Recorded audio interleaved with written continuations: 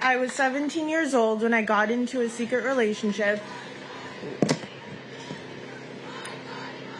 with a close family friend I had known since I was around 7 years old. I was an innocent and trusting person, which made me completely unprepared for what was about to happen next. As soon as I told my boyfriend I was pregnant, he became verbally and emotionally abusive.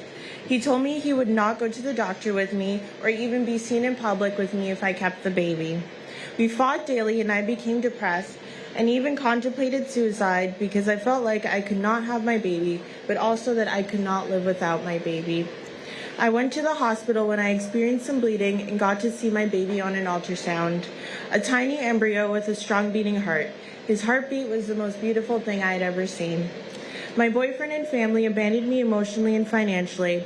I got kicked out of the house and sent to Ottawa to stay with my sister. They strongly discouraged me from raising my baby or placing him with an adoptive family, and they never offered me any pregnancy resources. I wanted to raise my baby or make an adoption plan, but instead my family coerced me to have an abortion.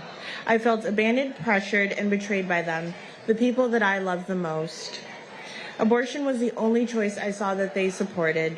At the abortion clinic, I was told that after the abortion, everything would go back to the way it was before, as if the pregnancy and the abortion and all the trauma surrounding it had never happened. All of that was a lie. Physically, it was the worst pain I've ever felt in my life. Felt like someone was stabbing me in my lower abdomen. I screamed in pain into a gas mask as I squeezed the nurse's hand.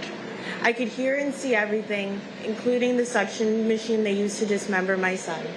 It made a sound I will never forget. Immediately after the abortion, I felt like a part of me had left my body, as if a part of me had died, and I was left with a hole in my soul. Things did not go back to normal as I was assured they would. I wanted to end my life every day because I did not want to be in a world without my son. I suffered from major depressive disorder, anxiety, and post-traumatic stress, and my emotionally abusive boyfriend became sexually abusive. Tried many times to leave him, but I couldn't because he was all I had left of my son. Substance abuse and self-harm filled my days for 3 long, dark years. Thank God I found my way to post-abortion counseling, which helped me unpack my traumatic experience and take my first steps towards healing. Through the Sisters of Life, I became involved with a community of parents who have lost children to abortion. Learning about others' stories has helped me to begin to share my own story. My friends in the pro-life community and church family have offered me unconditional love and share the heartbreak of my son's loss. When I was finally able to understand what Jesus did on the cross for me, I was able to finally forgive myself. Prior to that, I was consumed with guilt because I had the final say on my son's life, and I gave in to the pressure of aborting him rather than fighting for his life. I repented and brought my abortion to the cross. Then I realized Jesus loved me and my son and wanted us to have salvation. He sacrificed himself for us, and I wasn't going to deny what he did on the cross for me any longer. I forgave myself and extended that grace of forgiveness to everyone else involved in my abortion.